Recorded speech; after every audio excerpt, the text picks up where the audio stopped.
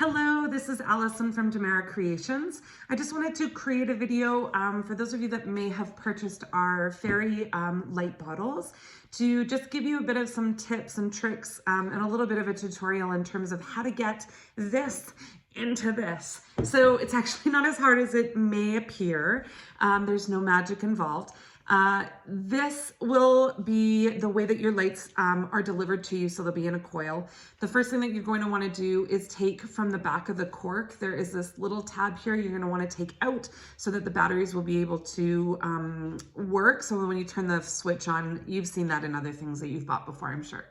The second thing you're going to do is uncoil the lights. So this is actually a long strand, and it is much easier, and pretty much you have to uncoil it in order to get it into the bottle.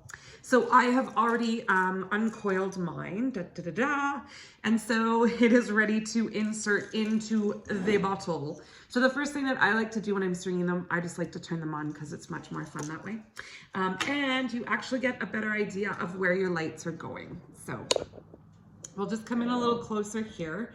So you just take the one end of the lights, it is always just one individual light, and you just start stringing them in. So I use my one finger to sort of help guide it down the neck of the bottle. This wire is not really strong, so it's fairly malleable, like it's bendable. So you do kind of have to give it a little bit of some help into making its way down into the bottle, but they do a pretty good job of following the curvature of the bottle. And then when you get to the top, you just put the cork in there.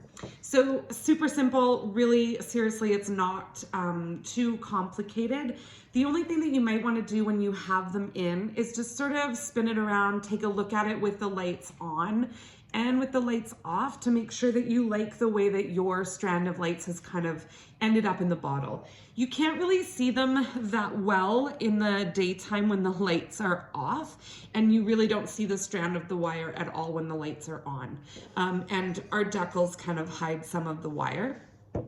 If you do want to move something around though, you just need to use something like, I use a chopstick. I always have it around near my bottles when I'm feeding them in, or a pencil, anything that is kind of going to be long enough for you to sort of move them around.